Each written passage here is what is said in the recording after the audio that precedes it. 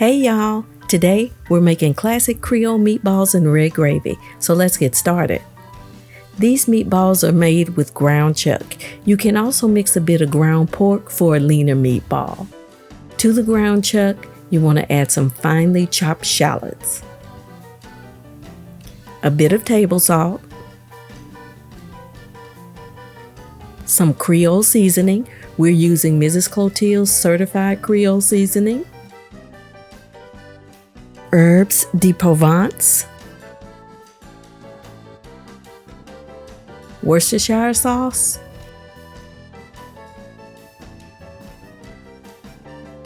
and some evaporated milk.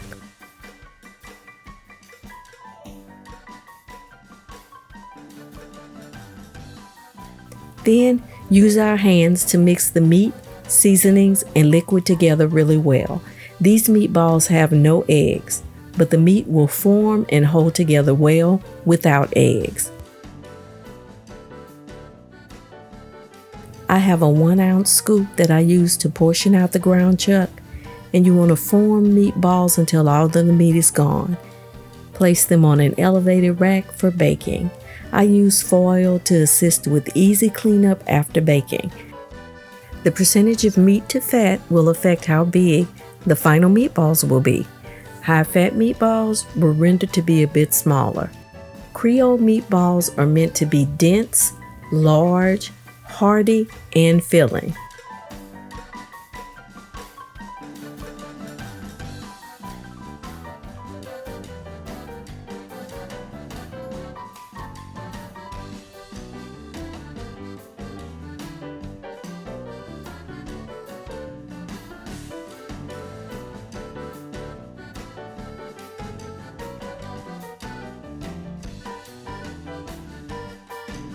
Now, let's mix together some flour and a bit of additional Creole seasoning. We're going to roll our meatballs in this seasoned flour prior to baking. The flour is going to produce a nice brown crust on the meatballs that will also help later with thickening the red gravy. So you want to lightly coat each meatball in seasoned flour. And then we're going to bake in a preheated 400-degree Fahrenheit oven for 45 minutes. Turn at 30 minutes so that all sides will brown. While the meatballs are cooking, let's start the red gravy. In a deep skillet, melt 2 tablespoons of butter and combine some yellow onion, green bell pepper, a bit of celery,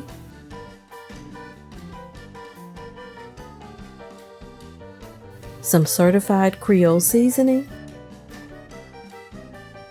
and the remaining seasoned flour. And you want to saute for about 5 to 7 minutes until the flour starts to brown. All measurements and any links to product will be in the description box. Once the flour browns, you want to mix in some minced garlic and some tomato paste. And you want to continue to saute until the tomato paste and garlic becomes aromatic. Then stir in some water until the flour dissolves and the gravy starts to thicken. Finally, add some bay leaves and bring the gravy to a boil. Lower to a rapid simmer, then add some beef bouillon and stir until dissolved. Next, mix in some chunked, skinless Creole tomatoes. If Creole tomatoes are not available in your area, Roma tomatoes are a good substitute. Skins are easily removed by using a knife to cut a small, shallow X across the bottom of each tomato. Make sure the cut is not too deep, so you're not removing the meat of the tomato.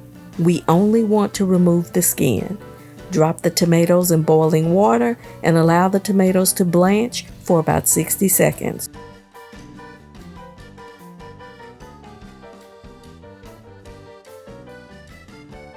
Remove immediately to an ice bath and remove the skin. The skin should peel easily from the tomatoes.